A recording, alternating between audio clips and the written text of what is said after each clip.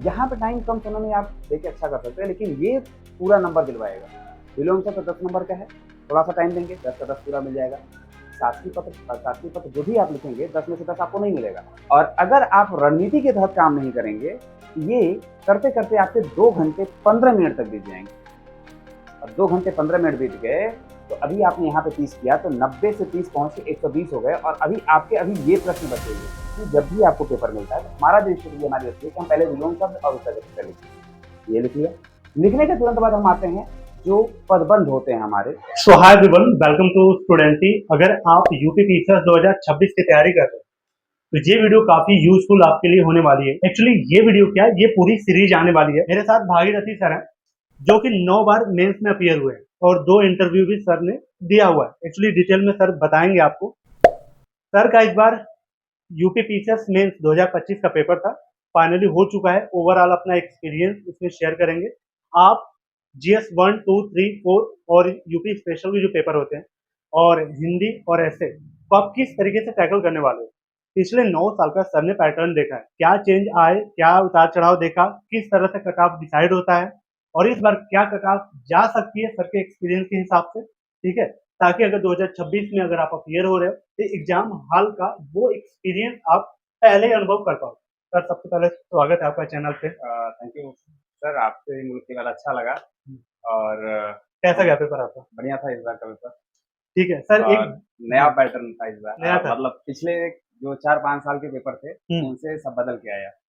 Okay, तो इस बारे में थोड़ा सा डिटेल में आप बताएं। उससे पहले आप एक अपने बारे में बेसिक जानकारी दें, जैसे आप कहाँ से आते हैं, नाम प्रॉपर, और किस साल में आपका कौन कौन सा एग्जाम मतलब मेंस आपने दिया था। ओके, विकास जी देखिए, हम सबसे पहले जब तैयारी शुरू किए थे तो 2017 में हमने पहली बार प्री दिया था और 2016 से तैयारी शुरू की। तो पढ़ने के दौरान मतलब ये था कि स्टडी में जाना, सिविल में जाना है, तो शुरू में ही मतलब ये इंटर के बाद ही डिसाइड हो गया था। तो धीरे धीरे अपना जो जीएस का सिलेबस है पढ़ते रहे। मेरे मामा जी हैं, वो हमको गाइड करते रहे। उस समय डिप्टी ऑडिट ऑफिसर हैं, इस समय लखनऊ में पोस्टिंग है। तो उनके सानिध्य में जो जीएस की तैयारी शुरू की, 2017 में पहली बार प्री देने गए। और जब पहली बार प्री दिया तो पहली बार में ही प्री निकल गया। यूपी पीसीएस प्रीलिम 2017 में पहली बार दिया। ठीक है। और उसमें भी कट ऑफ जो थी वो 126 पे थी और 135 मार्क्स पे। तो बड़ी अच्छी मतलब लगा कि भाई पहली बार में ही लोग कट ऑफ से पीछे रहते हैं, 9 नंबर ज्यादा हैं। तो ये मुझे अच्छा लगा। फिर उसके बाद मेंस दिया उसी साल और उसमें मेरे 776 पे 777 पे बुलाया गया था, मतलब इंटरव्यू के लिए। 776 नंबर मेरे थे। एक नंबर पे पहले अटेम्प्ट के बाद चूके कहाँ पे सब्जेक्ट चूज करने में। अच्छा। पब्लिक एड और डिफेंस रख लिया और डिफेंस में पब्लिक एड में नंबर थोड़ा सा कम मिला सब्जेक्ट में। अगर वो डिफेंस की बजाय अगर हम हिस्ट्री रखते, ज्योग्राफी रखते, जो कि मेरा बैकग्राउंड रहा है ग्रेजुएशन का, तो मुझे हो सकता हो कि 2017 में कुछ मिल गया होता। ओके, ठीक है सर। उसके बाद 2017 से आप 2025 तक लगातार जो है प्री और फिर मेंस, तो 2021 में इंटरव्यू, 2023 में इंटरव्यू। तो इस बार का सर पेपर का एकदम डिटेल में एनालिसिस कर देते हैं और उस पेपर से 2026 वाले किस तरीके से सीख सकते हैं आप एक बार। क्योंकि जरूरी इसलिए है कि 2023 के बाद से पैटर्न चेंज हो गया है। जैसे 2017 में जब हम लोग पहली बार पेपर दिए तो माइनस मार्किंग नहीं था। 2018 में माइनस मार्किंग आ गया, तो प्री में माइनस मार्किंग का एक अप्रोच आया। फिर 2018 में मेंस का सिलेबस चेंज हुआ। तो मतलब लगातार चेंजेस होते रहे। तो अगर हम उस चेंज के अकॉर्डिंग नहीं चेंज कर रहे अपने आप को, फिर 2026 तो अपने आप से हट जाएगा। फिर आगे बढ़ते रहिए। बिल्कुल, इसको एक बार डिटेल में आप एनालिसिस करते हैं। इसको प्लेलिस्ट बनाता हूँ मैं पूरा, जीएस 1, 2, 3 ऐसे करके प्रॉपर आपको एक ही जगह पे ये सीरीज आपको मिल जाएगी यूट्यूब चैनल पे, वहां से आप देखते चलना। अगर आप 2026 की तैयारी कर रहे हो यूपी पीसीएस की, तो ये आपके लिए वन स्टॉप सीरीज होने वाली है। दूसरा, इस साल का कट ऑफ सर के एक्सपीरियंस के हिसाब से क्या जाने वाला है और क्या उतार चढ़ाव आया, क्या ट्रेंड रहा, सारी चीज इस वीडियो में आपको मिलेगी। अगर चैनल पे पहली बार है, साथ ही सिविल सर्विस की तैयारी करते हैं, तो आप इस चैनल से जुड़ सकते हैं। सर आप कंटिन्यू कीजिए। तो दोस्तों, जैसे जब हम एग्जाम हॉल में बैठे और 9 बजे पेपर हम लोगों को मिला, 9 बजने में 10 मिनट कम था, तो जानते हैं पेपर को लेकर उत्सुकता होती है। जब भी हम पेपर में जाते हैं तो जब पेपर को लेकर उत्सुकता हो, तो हमारी स्ट्रेटेजी क्या होती है हल करने को, 150 नंबर का प्रश्न है। तो हमारी स्ट्रेटेजी क्या होती है कि पहले हम एक बार जल्दी से इसकी एक रीडिंग करते हैं, पूरे पेपर की एक बार रीडिंग कर लेते हैं, क्योंकि अपठित गद्यांश है। एक अपठित गद्यांश को एक रीडिंग कर लिया, आगे बढ़ गए। फिर दूसरा है, एक अपठित गद्यांश है, उसे पढ़ लिया, उसमें संक्षेपण करना होता है, अर्थ संतुष्टि करना है, ये शीर्षक लिखना है, ये भी पढ़ लिया। ठीक है, क्वेश्चन को पढ़ लिया। फिर हमसे पूछा है कि एक पत्र लिखना है, 2 पत्र लिखना है, दोनों पत्र के नंबर दिए हुए हैं, उसको देखा।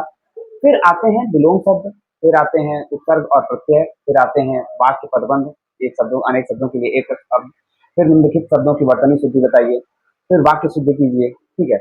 और फिर ये आता है मुहावरे और लोकोक्तियाँ। अब देखिए मेरी स्ट्रेटजी क्या होती है, क्योंकि हमें पता है कि हम कहाँ कम टाइम में अधिक नंबर ले सकते हैं। अब सोचिए कि हमें पता चला कि हम शुरू कर दें गद्यांश लिखना, तो हम फँस जाते हैं। हम सबसे पहले शुरू किए, जैसे हमको पेपर मिला, तो हम आ गए इस वाले क्वेश्चन पे और हमने सबसे पहले देखा कि विलोम शब्द क्या पूछा है, उपसर्ग प्रत्यय क्या पूछा है और 10 नंबर का ये है और 10 नंबर का ये है।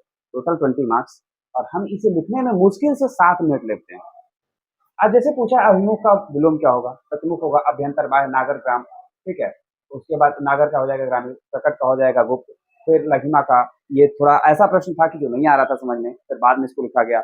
लघिमा का, अरुणिमा, उद्धत तो कई बार पूछा है, विनीत तुरंत लिख दिया, पैना का पोसा हो जाएगा, अनुग्रह का विग्रह हो जाएगा, घात का प्रतिघात, सतावत का जन्म। ये पीवाईक्यू से होता है, ये तुरंत हमने कर लिया और इस 10 को लिखने में मुझे मुश्किल से 3 से 4 मिनट लगे। अगर आ रहा है तो तुरंत लिख लेंगे, हमने लिख लिया 3 मिनट में। फिर हम आए इसके उपसर्ग और प्रत्यय पे। उपसर्ग प्रत्यय में संकेत में सम है, इसमें अनु है, इसमें अति है, इसमें सु है, इसमें आ है। हमने इसको भी कर लिया खटाक से। इसको करने में कितना देर लगा? मुश्किल से 2 मिनट का टाइम लगा, क्योंकि आप इसे पढ़े रहेंगे। ये पढ़ के जब हम कर रहे थे तो ये चूंकि बार-बार लिखते हैं तो बार-बार लिखते-लिखते याद है। फिर प्रत्यय क्या है? आदरणीय है। आदरणीय में क्या है? अनीय है, फिर दुष्ट है, ट है, फिर उसके बाद उठान है, आन है, पुजारी है, री है, श्रद्धालु है, तो इसमें लू है। मतलब ये आप पढ़े हुए जा रहे हैं, पढ़ के जा रहे हैं, ठीक है? अब जब पढ़ के जा रहे हैं तो ये आसानी से कर लेंगे। यानी जब भी आपको पेपर मिलता है तो हमारा जो स्ट्रेटजी हमारी होती है कि हम पहले विलोम शब्द और उसका प्रत्यय लिखते हैं। ये लिख लिया। लिखने के तुरंत बाद हम आते हैं जो पदबंध होते हैं हमारे, कि पदबंधों को कैसे हल करना है। जैसे पूछ रहा है कि जिसका कोई शत्रु ना हो, तो ये तो पदबंध के लिए एक शब्द लिखना है, ये बार-बार आता है। और ये तो आपने जिसका कोई शत्रु न जन्मा हो, सैकड़ों बार पढ़ा होगा अजातशत्रु। मतलब ये प्रश्न से हम 2 से 3 मिनट को यहाँ भी करके 10 नंबर ले सकते हैं। एक 5 नंबर 2 नंबर का है और 5 है, हम इसे फटाक से कर लेंगे। टोटल हमारे ये जो 10, 10, 20, 10, 30 नंबर की क्वेश्चन है हमारे 15 मिनट के अंदर कंप्लीट हो गए। फिर हम आते हैं वर्तनी शुद्धि पे। वर्तनी शुद्धि का जो हमारा प्रश्न होता है, ये भी बहुत आसान है। आप एक बुक आती है वासुदेवानंद जी की, वहाँ से हमने इसको पढ़ा हुआ है, तो सारी चीज़ें हमारे लिए आसान थी।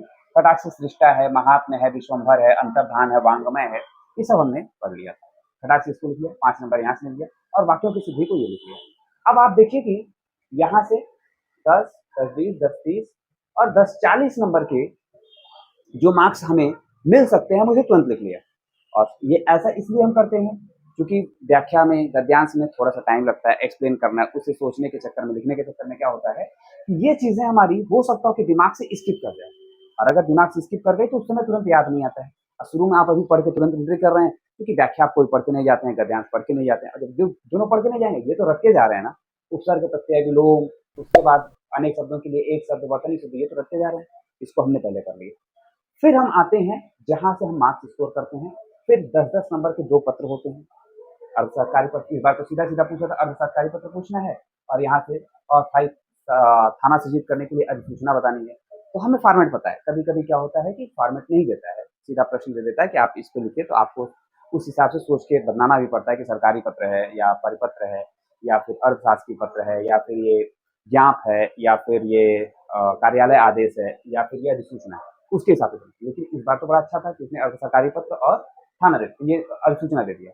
हमने तुरंत इसका फॉर्मेट, चूंकि आप कम से कम 20 बार इसको लिख के जाते हैं एग्जाम हॉल में, हमने तुरंत इसको लिखा अर्थशास्त्री पत्र और सूचना। यानी 40, 20, 60 नंबर का स्कोर हमारा एकदम सेफ हो गया, क्योंकि ये हमारा विद इन 45 मिनट हो गया। 45 मिनट में कंप्लीट करिए, 60 नंबर का स्कोर बचा मेरे पास कितना, 90 स्कोर। ठीक, अब ये 90 नंबर जो हमारे पास बच रहा है, अब आगे हम पीछे आते हैं थोड़ा सा और। अब हम इस पे आएंगे अपठित गद्यांश। क्योंकि हमने उधर 60 का स्कोर कर लिया, अब हमें भागम भाग नहीं मचाना है कि मेरा क्वेश्चन छूट रहा है। अब इसको हम आराम से पढ़े और पहले पढ़ा कि भारतीय समाज की शक्ति का स्रोत उसका पारिवारिक जीवन है, अनेक परिवर्तनों के बीच में परिवार की दृढ़ शक्ति बारंबार उभरती दिखाई दी। तो पढ़ के जब आए तो पन्ना पलटते ही दिखा कि पैराग्राफ की जो व्याख्या करने के लिए पूछा है वो एक पूछा है। इसके पहले क्या था कि 3-4 आते थे तो माइंड मेकअप करना था, भाई 4 व्याख्या लिखनी है, थोड़ा सा स्पीड भी तेज करनी है। अब क्या है, एक ही व्याख्या लिखनी है, तो थोड़ा सा स्पीड स्लो रखे, आराम से पढ़ के। फिर गद्यांश का आशय पूछा था, हमने पढ़ के बताया कि भाई इस गद्यांश में क्या बता रहा है, पूछ रहा है पारिवारिक जीवन के बारे में बता रहा है, पारिवारिक जीवन हमें कैसे संतुष्टि प्रदान करता है, पारिवारिक जीवन में एक जो व्यक्ति है कैसे एक दूसरे के काम आते हैं, पारिवारिक जीवन में स्वार्थ और सुख के प्रति क्या चीजें होती हैं, उन आशय को पढ़ते हुए लिख दिया। फिर कर्तव्य भावना क्यों जरूरी है, तो कर्तव्य भावना प्रश्न तो वैसे भी आप लिख सकते हैं, लेकिन इस गद्यांश को पढ़ के लिखने के बाद बताएंगे कर्तव्य द्वारा व्यक्ति सेवा का मार्ग अपनाता है, यानी कर्तव्य भावना क्यों जरूरी है, ये सेवा भावना के लिए जरूरी है, और इसी सेवा भावना के उपयोगी होने के कारण हम इसे कर्तव्य भावना को अपनाते हैं, इसको लिखा मैंने। फिर रेखांकित अंक की व्याख्या, व्याख्या करने में 2017 में मैंने ये गलती की थी कि जैसे व्याख्या पूछा तो मैंने सीधा क्या किया, पैराग्राफ का पहला जो सिरा है अंतिम सिरा लिख के व्याख्या लिख दिया। बट बाद में मैंने थोड़ा सा स्टडी किया तो देखा कि जब भी व्याख्या लिखी जाती है तो सप्रसंग व्याख्या लिखनी है, यानी इस जो रेखांकित अंश है उसको पढ़िए आप, पढ़ने के बाद हम पढ़े, फिर उसके बाद इसकी सप्रसंग यानी हमको प्रसंग में 2 से 3 लाइन में बताना होता है कि इसमें क्या रेखा करना है, हमने बता दिया। और फिर व्याख्या की लगभग 1.5 पेज में, क्योंकि पेज बढ़िया था और टाइम भी था, एक ही व्याख्या करनी थी, तो लगभग 1.5 पौने 2 पेज में इसकी व्याख्या अच्छे से कर। अब यहाँ हमारा 30 नंबर और सिक्योर हो गया, 60 to 90 पहुंच गया। हमारे पास अब बचा कितना, 60 मार्क्स बचे, ठीक है। 90 से अब आ गए हम इस वाले खंड पे जो दूसरा भी अपठित गद्यांश, इसको भी मैंने पढ़ा। अब इसको पढ़ने के बाद सबसे पहले जैसे इसमें गद्यांश का उचित शीर्षक बताना है, बता दिया। शीर्षक के लिए मुश्किल से 3 से 4 शब्द चुने जाते हैं जो कि सटीक हो और उस जो गद्यांश है उसे दे सकें। जैसे इसमें था गरीबी एक मानसिक रोग, हमने शीर्षक दे दिया गरीबी एक मानसिक रोग। अब ये डिफर करता है कि कौन सा टीचर है कैसे जज कर रहा है, बस शीर्षक में आपको बहुत ज्यादा हाई तौबा नहीं बचानी है कि भाई हमारा ही शीर्षक सबसे बेस्ट होगा।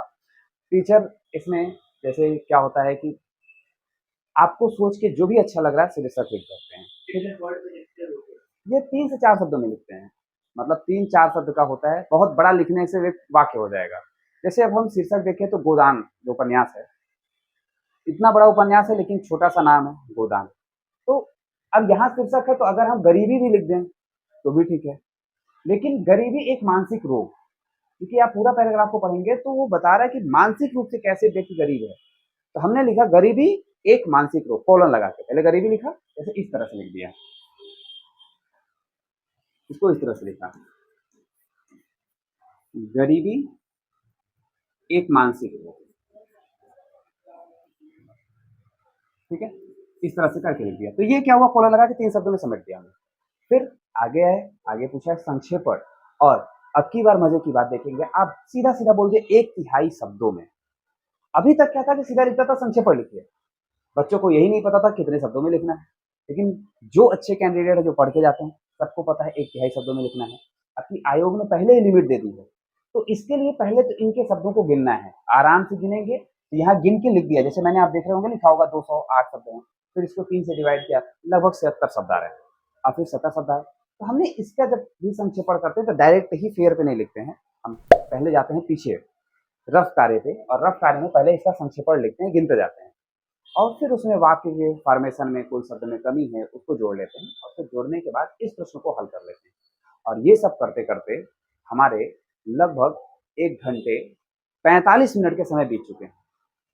और अगर आप रणनीति के तहत काम नहीं करेंगे, ये करते करते आपके 2 घंटे 15 मिनट तक बीत जाएंगे, और 2 घंटे 15 मिनट बीत गए तो अभी आपने यहाँ पे 30 किया तो 90 से 30 पहुंच के 120 हो गए, और अभी आपके अभी ये प्रश्न बचे हुए हैं। ये भैया सबसे खतरनाक ये प्रश्न होता है, मुहावरा देगा या लोकोक्ति देगा और उसका वाक्य प्रयोग करना है। अब यहाँ पे सबसे ज्यादा फंसना होता है, क्योंकि मुहावरे तो आपने पढ़े हैं, वाक्य का अर्थ सही नहीं निकलता है, सबसे ज्यादा फंसान यहाँ होती है। जैसे पगड़ी बदलना, तो पगड़ी बदलना क्या है, दल बदल कर रहना है तो आसान है, पकड़ लिए। अब बताए बुलबुल पालना, ये तो ऐसा मुहावरा था कि जितने लोगों ने देखा सब आश्चर्यचकित रह गए, भाई बुलबुल कौन पाल रहा है बाहर निकलने के बाद मजाक भी हो रहा था, भाई बुलबुल पाल लिए कि नहीं पाल लिए, क्या यार कहाँ से आ गया ये। फिर काले तिल चबाना, अब बताइए, मतलब तो ये जो 10 मुहावरे आते हैं इसको हमने देखा, तो हमको इसमें से 8 मुहावरे जो हैं एकदम अच्छे से आ रहे हैं। 8 मुहावरे यानी 8 का 24 नंबर हमारा यहाँ से सेफ हो जाएगा। बचे हमारे ये 2 मार्क्स, 2। लेकिन अब इसको भी आप थोड़ा सा सोच लेंगे, क्योंकि मेरे पास 1 घंटे 15 मिनट का टाइम बचा था, तो हमने इन सारे मुहावरे को पढ़ा और अच्छे से लिखने की कोशिश की। लगभग 7 मिनट पहले मेरा ये पूरा पेपर कंप्लीट हो गया, और जब मेरा पूरा पेपर कंप्लीट हो गया तो चीज़ें इसमें से मुझे उम्मीद है कि इस बार भी लगभग 108 से 109 नंबर के आसपास भी मिल जाना चाहिए, क्योंकि जो ये हिंदी का पेपर है हर बार मेरा 107 से 108 नंबर के आसपास रहा है। तो ये तो हो गई हिंदी की जर्नी। तो जो आपने अभी हिंदी का बताया, हिंदी में अब तक आपका जो एक्सपीरियंस रहा है पिछले 9 साल का, कुछ ऐसी बातें बताइए कि जो हिंदी में टूर करना चाहता है तो कुछ ये पॉइंट याद रखे, चाहे वो ये जो आपके इतने सारे सिलेबस है, इनमें कितना टाइम किस किस तरीके से किया जाए, कितना पीवाईक्यू से आता है, कितना आपको नया क्वेश्चन प्रैक्टिस करना पड़ेगा, क्या माइंड फ्रेम करना पड़ता है हिंदी को लेके, ठीक है, ये सारी चीज़ अगर कुछ आप शेयर करें। देखिए विकास जी, देखिए हम बताते हैं। जैसे देखिए हिंदी का सिलेबस बहुत छोटा है, तो ये जो गद्यांश है इसकी तो प्रैक्टिस करनी पड़ेगी। तो हम पहले क्या करें कि पीवाईक्यू जितने हैं उनको एक बार पढ़ लें, उनको लिख लें और किसी टीचर से चेक करा लें जो हिंदी का हो। ऐसा ना हो कि भाई किसी को भेज दिया। कितना रिपीट होता है आपने देखा होगा? गद्यांश रिपीट तो नहीं होता है, लेकिन जो क्वेश्चंस हैं वो सेम दिखते रहते हैं। क्वेश्चन भाई गद्यांश का शीर्षक लिखना है, तो भाई आप 10 पैराग्राफ का अगर लिख शीर्षक जा रहे हैं तो आपको शीर्षक लिखने का तरीका पता होगा। आशय पूछ रहा है तो आपको आशय लिखने का तरीका पता होगा, यानी लिखने से क्या हुआ, एक बार प्रैक्टिस हो गई। ठीक है, उसके बाद जो है सरकारी और सरकारी पत्र, तार लेखन, कार्यालय आदेश, अधिसूचना पर पत्र है। अब ये जो तार लेखन की है ये तो आयोग पूछ नहीं रहा है, सिलेबस में रखा है लेकिन पूछता नहीं। इस पे टाइम नहीं देना किसी को। देखिए आपने पूछा ना कि क्या करना चाहिए, रणनीति क्या होनी, तार लेखन को ध्यान मत दो। ये चूंकि पिछले 9 साल से मैं देख रहा हूँ सिलेबस में है, तो 2017 में भाई अब सिलेबस की रिकॉर्डिंग पढ़ रहे थे, तो भाई तार भी लिखा, सब कुछ लिख के गए, नहीं आया तार। अच्छा 2018 में फिर गए तार पढ़ के, हो सकता भाई किस्मत इस बार बुरी हो आ जाए, फिर तार नहीं आया। फिर 2019 में गए, 20 में गए, हर बार तार पढ़ के जाते थे, नहीं आता था। हमने कहा भाई तार की प्रैक्टिस एक बार कर लिया जाए। अब तार की प्रैक्टिस है, वैसे पूछ नहीं रहा तो बहुत ज्यादा फोकस नहीं करते। फोकस सबसे ज्यादा हमको सरकारी और अर्ध सरकारी पत्र पे करना होता है, क्योंकि सरकारी पत्र अगर हमने तैयार किया तो यहाँ से हमारा परिपत्र तैयार हो जाएगा। सरकारी पत्र तैयार करके परिपत्र, क्योंकि सरकारी पत्र के फॉर्मेट पे ही परिपत्र होता है, यानी 1 से 2 काम हो गया हमारा। ठीक है, फिर दूसरा अधिसूचना आती है।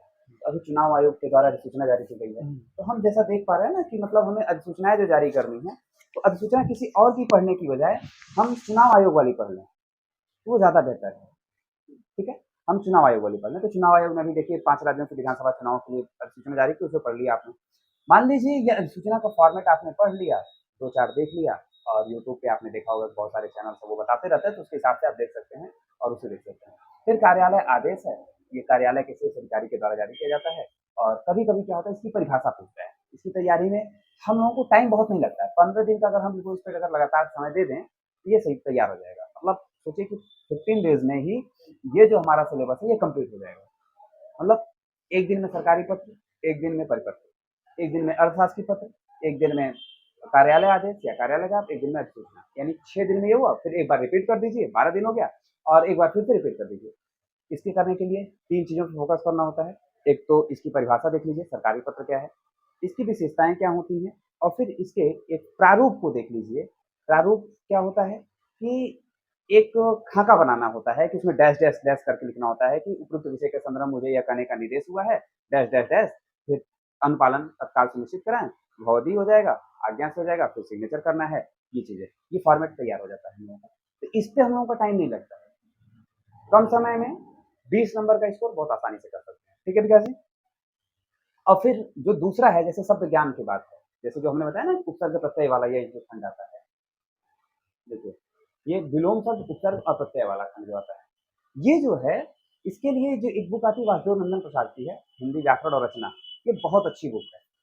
मतलब शब्द ज्ञान और उसके प्रयोग के लिए तो मतलब हमको नहीं लगता है कि आप देखेंगे तो ये जो शब्द आए हुए हैं उसमें दिया हुआ है, वासुदेव नंदन जी की बुक में हिंदी में सब कुछ दिया हुआ है। विलोम शब्द भी लगभग उसमें से है, लघिमा नहीं था उसमें, ठीक है, और पैना नहीं है वासुदेव नंदन में, तो आप पीवाईक्यू से मिल जाता है। तो हमने इसको पीवाईक्यू से कर लिया। ये भी करने में हम लोगों को, जैसे जो उपसर्ग प्रत्यय है ये मुश्किल से हमको लगता है कि 2 से 3 दिन का खंड है, 2 से 3 दिन में आप कंप्लीट कर सकते हैं। और साथ में विलोम शब्द हो गया, वाक्यांश के लिए एक शब्द हो गया, तो ये जो है आपको थोड़ा सा पीवाईक्यू देखना पड़ेगा, यहाँ पे टाइम देना पड़ेगा। ये विलोम शब्द और वाक्यांश के लिए एक शब्द पे टाइम देना पड़ेगा, ये पहले बता दे रहे हैं कि यहाँ पे टाइम कम समय में आप देके अच्छा कर सकते हैं, लेकिन ये पूरा नंबर दिलवाएगा। विलोम शब्द 10 नंबर का है, थोड़ा सा टाइम देंगे 10 का 10 पूरा मिल जाएगा। शासकीय पत्र, अशासकीय पत्र जो भी आप लिखेंगे 10 में से 10 आपको नहीं मिलेगा, लेकिन यहाँ पूरा विलोम शब्द सही लिखेंगे 10 में 10 मिलेगा। वाक्यांश के लिए एक शब्द लिखेंगे पूरा मिलेगा। फिर वर्तनी और वाक्य शुद्धि, ये भी वासुदेव नंदन की बुक से ही लगभग आ जाती है, तो ये भी आपको 10 नंबर दिलवा देगा। थोड़ा सा टाइम लगेगा, वासुदेव नंदन में वर्तनी संबंधी शब्द दिया है। ये जो है सबसे ज्यादा टाइम यहाँ लगता है लोकोक्ति और मुहावरे पे। यहाँ पे सोच में ही नहीं आता है कि हम मुहावरे का अर्थ लिखें तो क्या लिखें।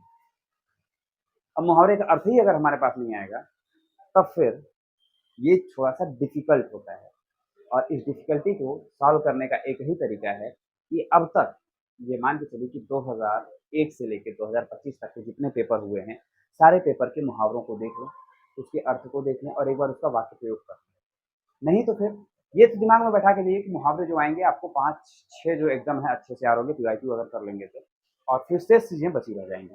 ठीक है, ये चीज़ें हम लोगों की इससे कर सकते हैं। ठीक है विकास जी, यहाँ से आगे इस पर तो ये तो हो गया कि मतलब हम जो ये कर सकते हैं कि सिलेबस के अकॉर्डिंग 1 महीने के अंदर इस पूरे फॉर्मेट को देख सकते हैं और प्रैक्टिस करते रहें डेली, तो ज़्यादा बेहतर तरीके से किया जा सकता है। तो दोस्तों इसमें सबसे ज़्यादा गलती पहले क्या होती है बच्चों की, जो भी मतलब मेंस में अपीयर होते हैं, तो मैक्सिमम लोगों की गलती क्या होती है, सबसे पहले इससे शुरुआत करते हैं। ठीक है, व्याख्या लिखना शुरू कर देंगे, फिर संक्षेपण लिखना शुरू कर देंगे, फिर वो अर्थशास्त्रीय पत्र पे आते हैं। तो ये जो अप्रोच होता है लोगों की गलती का, यहाँ से लास्ट टाइम में जाके इस वाले खंड में लोगों को नुकसान होता है। ये ध्यान दीजिएगा, हम पहले ही बता रहे हैं कि अगर आप एक क्रम से चल रहे हैं इधर से, तो यहाँ वाले में आपको नुकसान उठाना पड़ेगा। मतलब ये 30 नंबर का हाई स्कोरिंग, बट आप यहाँ पे 15 से 16 नंबर पे सिमट जाएंगे अगर आप रणनीतिक ढंग से आगे नहीं बढ़ेंगे। जैसे रणनीति बताई, पहले उपसर्ग, प्रत्यय, फिर विलोम शब्द, फिर अनेक शब्दों के लिए एक शब्द, फिर वर्तनी संबंधी अशुद्धियाँ, यहाँ से 60 नंबर 40 नंबर ले लीजिए और फिर ये पत्र पे आ जाइए। ये सीक्वेंस बनाएंगे तो ज़्यादा बढ़िया रहेगा। ठीक है, चलिए निबंध वाले पेपर की तरफ चलते हैं और देखते हैं क्या कुछ है खास निबंध वाले पेपर में।